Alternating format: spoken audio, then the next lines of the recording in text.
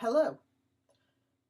Well, I don't know, but I may have a scoop here because I've still got some university contacts, and what has come into my hands is a document from Cardiff University, uh, which I would like to show, but I'm a bit worried that I might get sort of deplatformed on a technicality for infringing copyright or something. So I can't show you the document. I'm going to have to read it.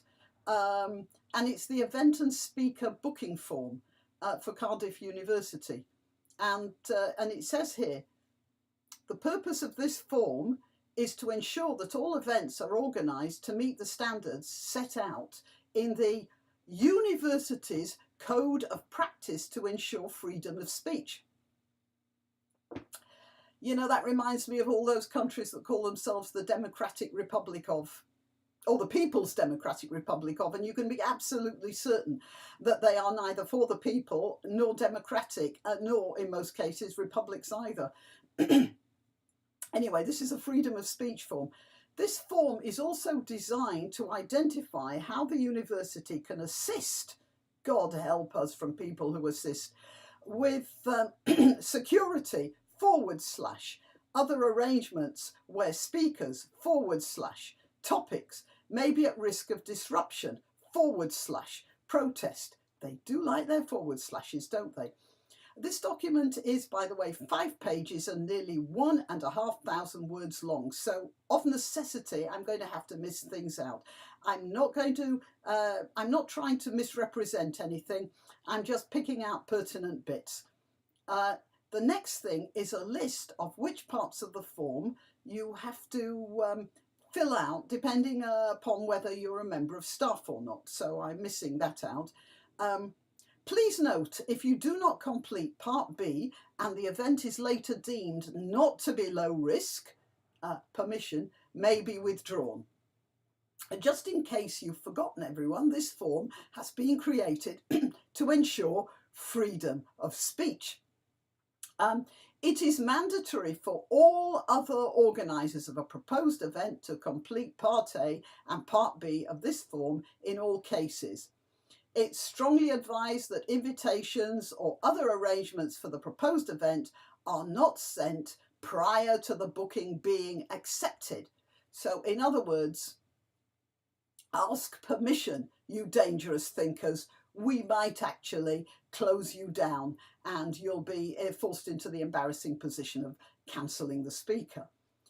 So the Part A is proposed event details, name of student society / department / school / group wishing to make booking. You know, I don't think they could have composed this if / was missing off their keyboard. Then there's a list of boxes for contact details of the organiser, title of the event, day, start time, finish time, attendees, that sort of thing. So I'm going to scroll down there. Are there any potential risks or security considerations identified in relation to this event, including but not limited to the content or the topic of discussion attracting protest / disruption / breach of the peace, the attendance of the speakers or subject of discussion raising an issue under the university's equality policies, including inciting hatred, the content or speakers raising issues under the university's prevent policy, that's brackets, the promotion of radicalisation or extremism, the content or speakers generating media interest publicity. Oh, yeah, that doesn't even make any sense. I want to remind you, again, this was written by people at a university. This grammatical monstrosity, the content or speaker generating media interest publicity, makes no sense. They've just shoved in as many words as they could that may impact on reputation and / or may need to be managed by the university's communications department. Yeah, okay. So let's forward on to Part B.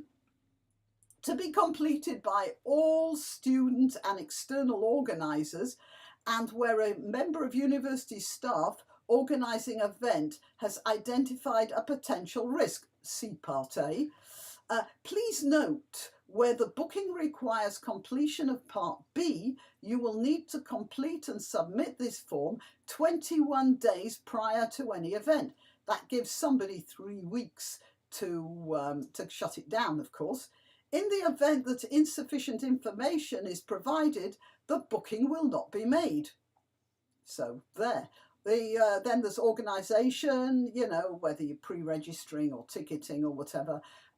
Is any other organisation outside of Cardiff University? Bloody hell! Outside Cardiff University, you tossers! Anyway, is any other organisation outside of Cardiff University involved in any way with this event? Yes or no? If yes, please give details and funding you might get. Proposed speaker details. That includes all external guest speakers. So, name of proposed speaker. Please give all names used by the speaker. So that means, you know, like somebody like Tommy Robinson, that's not his real name. He adopted that to save his family from aggro. Didn't work. His name is actually out on the internet. But say me, for instance, if you invited me to, if by any theoretical reason Cardiff University invited me for free speech, I would have to give my name, and maybe I wouldn't want to do that. Is / are the speakers affiliated to any other organisations?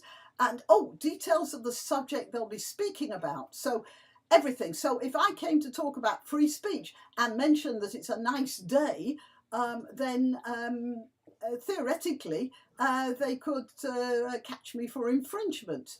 And this has to be agreed by a committee. Biographical details of the speaker, so everything. I wonder if we can give them an entire biography going back to how long I breastfed or whatever, where I went to nursery school, that sort of thing. I mean, technically, that's what it says. Let's see, speaker risk assessment. Is there any information on open source research, e.g. Google search, to the detriment of the speakers? Right, that demonstrates a really full understanding of Google, doesn't it? I mean, can you think of anybody on Google that you can't find anything that somebody hasn't said something nasty about? Well, anyway, there's a yes/no on that. Has the speaker / have the speakers been refused permission to speak at other venues? Well, Germaine Greer, that dangerous radical, was refused permission. I think it was Glasgow University. So, and in any case, what difference does this make to free speech on your campus, Cardiff University? Are there any security threats to the speaker? Does the speaker come with a lot of /, including security detail? Event risk assessment. Are there any identified security threats / considerations in relation to the event? Would you expect the topic of discussion to attract any protests / disruption? For further information, see the university's Code of Practice on Freedom of Speech. Some tick boxes. Is there a risk of attendance of the speakers or subject of discussion raising an issue under the university's equality policies? And then, this is a threat. You will need to think about the potential for the subject matter or the speaker causing offence. This may include offence caused by subject or language used, including jokes / banter. What do you think of that? If anybody gets any offence out of any comment that the speaker makes, it's down to you, organiser. See the dignity at work and study policy for further guidance. And then you will need to think about the potential for the speaker / topic to be found inciting hatred or a risk of causing fear or alarm to to attendees or the wider university community. So that's not only the audience, that's anyone who might happen to hear of it. And you have to identify the issues being raised. There's a lot of tick boxes there. Further advice and guidance can be sought from the following university departments when completing this risk assessment. And here's a list of people I am paying for with my taxes. Cardiff University Security, Student Services, Director of Student Support and Wellbeing for advice on prevent, Assurance Services team in the Strategic Planning and Governance Department, and the Communications team. These people are all getting salaries and pensions and sick pay and everything. Additional notes: health and safety. As the organiser, you're responsible, personally responsible, for ensuring that all attendees at an event are aware of health and safety issues. Risk assessment is the event organiser's legal responsibility to conduct a risk assessment in relation to the proposed event and put in place... What? It is the event organiser's legal responsibility to conduct a risk assessment in relation to the proposed event and put in place appropriate measures, etc., etc. Equality and inclusion, it's the event organiser's responsibility, etc. Welsh language, it is also the event organiser's responsibility to ensure. And that actually is the one thing that makes sense in this whole document. It is a Welsh university after all, so Welsh language provision should be made. Now, I have to stress, this is a document that relates to free speech. That being the case, what do you think restricted speech would look like? Now, the heraldic symbol of Wales is the red dragon. I'm going to put a graphic there. There's the red dragon, and it's supposed to be King Arthur's battle standard. King Arthur, a champion of free speech, by the way, and the red dragon also has a motto, which might be a bit pertinent here, which I'm going to mispronounce probably.